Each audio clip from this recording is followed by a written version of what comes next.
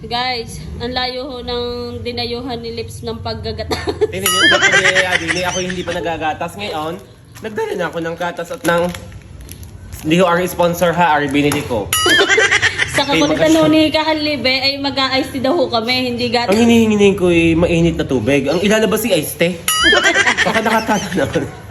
Magaling talaga. Magaling talaga, baligtad. Ay, tingnan niya, ay naka-ready. ready. Binabalita ko lang sa inyo, kami nag-almusal na ang aming pangulam tuliya. Napakasarap. Wow. Isa? Hindi! Kulang lang sa luya. Bawang. Kahalibe. Lechon pala ang ulam, itinatago.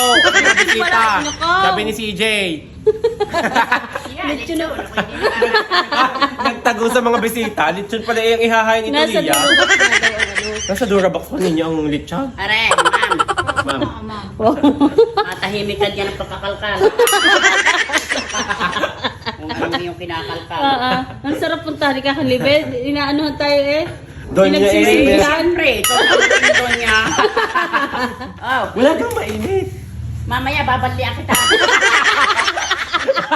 Huwag kang mag-alala, hindi tayo babalian. Pinali. Ano ako, baboy? Babalian.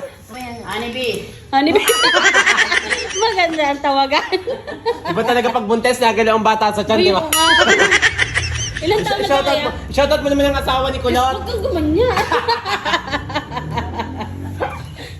Shoutout po sa asawa ni Kulot na magbibiryal. Ayun po, ang asawa.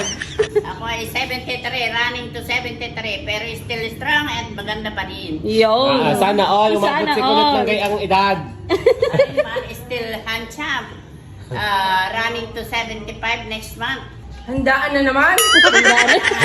Kami pupunta ng Korea. Wow. Sana all. Sana all. Ibili kayo ng visa. Tayo, sama-sama. Diyos ko, bigas ngayon wala, bisa pa.